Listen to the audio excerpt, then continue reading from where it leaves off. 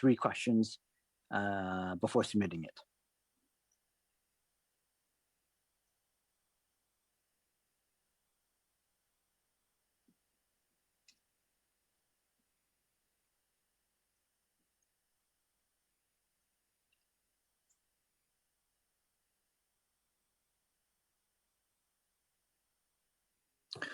For those who are not able to answer the poll, that is okay, because there will be another one after the end of the presentation.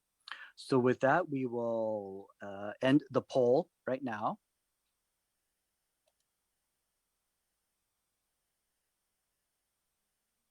Recording in progress. And I'd like to invite Dr. Jisui Dong, Unit Head of the Local Production and Assistance Unit. Dr. Dong, please. Thank you, David. Hello, everyone. It is good to see you again. So we are moving steadily forward in our virtual CGMP training marathon for vaccine manufacturing.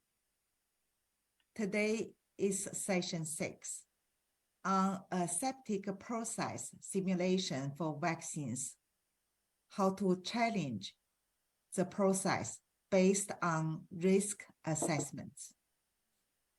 In this session, we will examine the GMP requirements for aseptic process simulation or media field studies.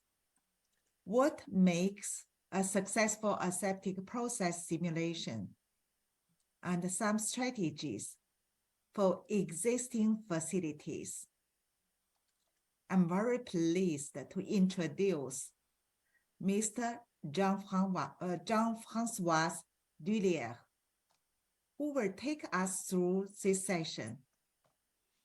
Jean-François has 20 years of experience in pharmaceutical engineering in the industry, including conceptual designs for aseptic filling in sterile product facilities, freeze drying, and containment issues for high potency APIs. Without further ado, the floor is yours, Jean-François. Thank you. Thank you for this kind introduction. I will start to share my screen.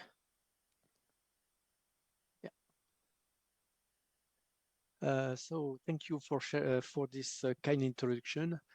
It's a pleasure and an honor for me to make this training for the vaccine product in WHO.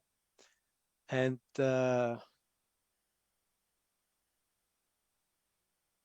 I will start to introduce the new Annex 1, which is a European document, but we will make some story around this. Why do we start with the GMPs around this regarding the aseptic process simulation, or the older name is media field test? It's because this test is really critical for qualifying our facilities, but it is as well linked to the good design of the facility, good design of the processes, and rely as well on good practices for quality risk management. Now, Annex 1 is a long story. Annex 1 is manufacturing for sterile products.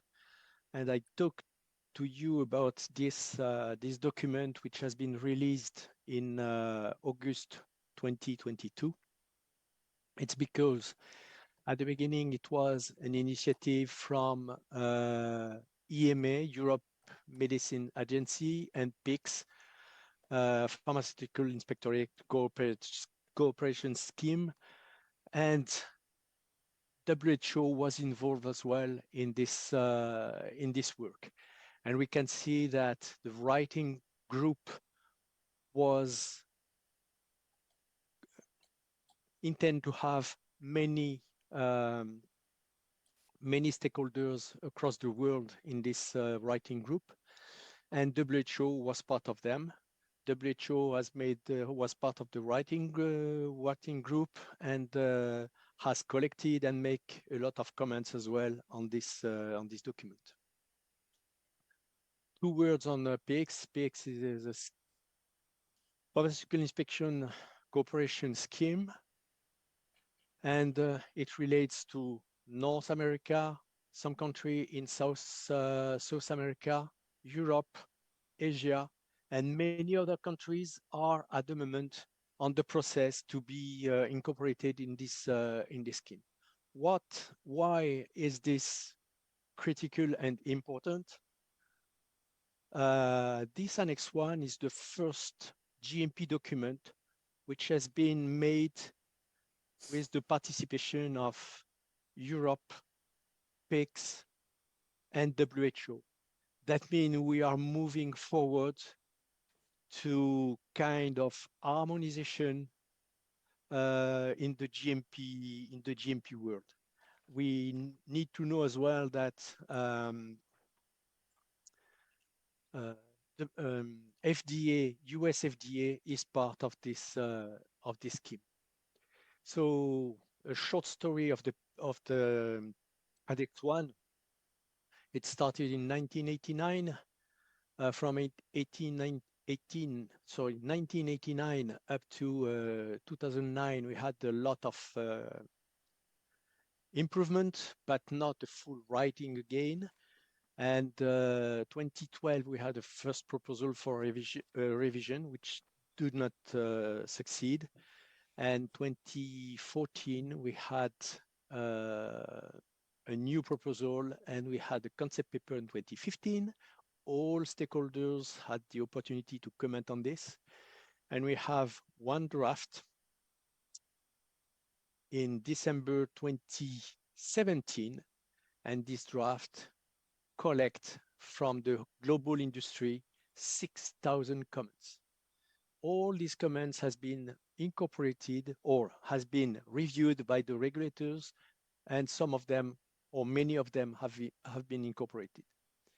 In February 2020, just before the lockdown in several countries due to the pandemic, the draft 12 has been released, and industry has submitted 2,000 new comments. Now we are in the implementation period. The final version has been released August 25th of 2022. We have 1 year implementation, so normally it should come in force August 24th, 2023. And for one clause, which is the 8.123 for loading and unloading live ELISA, there is a grace period, and we have 2 years for implementation. WHO implementation will be made maybe in a future technical report series. I think this is on the way with WHO. Now, the map of the document for this document now has a map which is very close to the map of the GMP guidance. So we start with the scope, then we have the principle, we have the pharmaceutical quality system, we have premises, we will cover this, we have equipment. This is the first time we have as well in this document for aseptic processes and sterile products utilities, because a few years ago in 2017, the EDQM, European Pharmacopoeia, has released a monograph where it's allowed now to use reverse osmosis WFI production.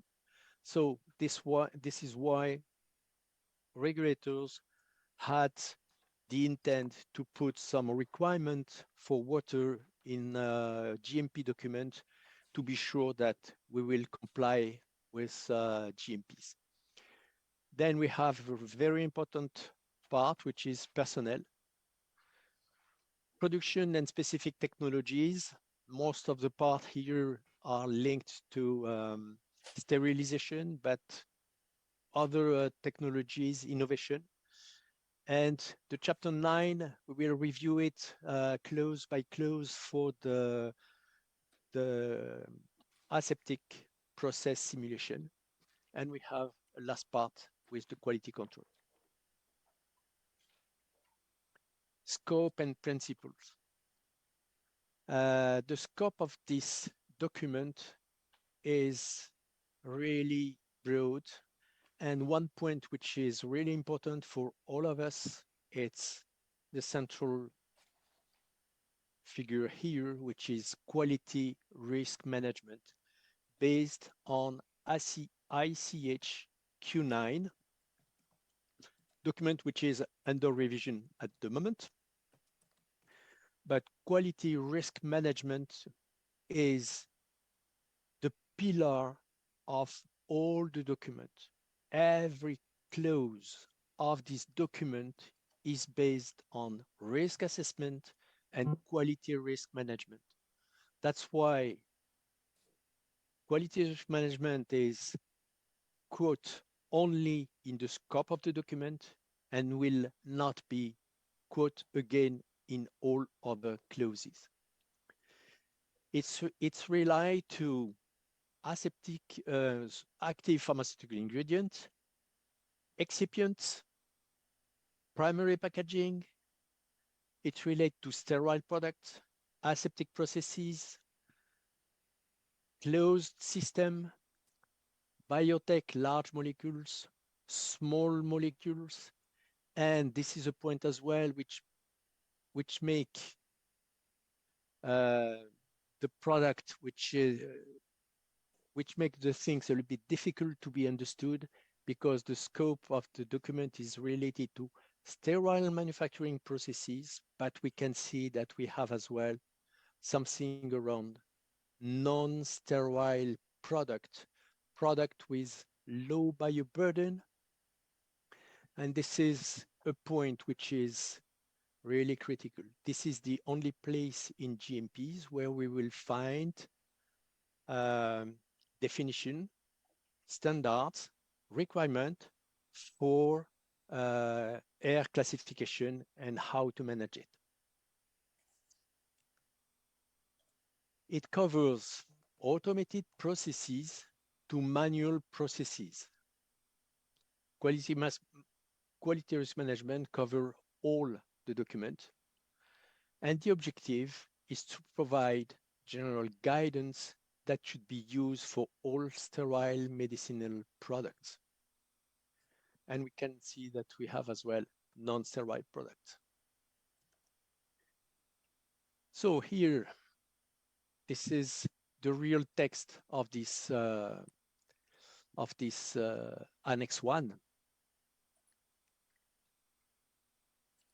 So this annex provides general guidance that should be used in the design, control of facilities, equipment, system and procedure used for the manufacture of all sterile products, applying the principle of quality risk management to ensure that microbial, particulate, and endotoxin pyrogen contamination is prevented in the final product. That means as well that this document has to be considered with